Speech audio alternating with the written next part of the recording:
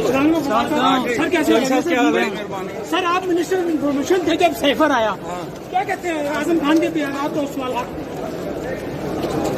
क्या बातें हो रही हैं? मैं तो क्रिकेट एशियंस का पूछ लें मेरे से। आज बड़ा जबरदस्त क्रिकेट टेस्ट हो रहा है, देखते हैं। चौधरी साहब इलेक्शन में हिस्सा ले रहे हैं आप, जो इलेक्शन होने जा रहे हैं? हाँ इलेक्शन। तो चौधरी साहब ये बताएं, आप इतने सीनियर पॉलिटिशियन हैं, आपको ओहदा नहीं दिया गया इस्तेकाम पार्टी में, इसकी क्या वजह? आपने खुद माजरत की। तो पार्टी का मेरा तो नहीं है, मेरी पार्टी का पॉलिटिक्स हो ही नहीं रही। जब पॉलिटिक्स होगी तो देखिए। आप इलेक्शन को देख रहे हैं? आप इलेक्शन देख रहे हैं? मुझे तो नजर नहीं आ रहा।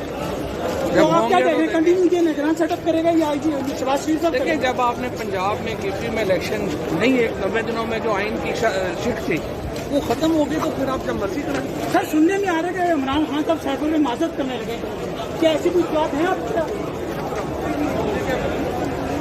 आपका पीटीआई से कोई रब्ता, कोई कॉन्टैक्ट? नहीं, मेरा कोई रास्ता नहीं।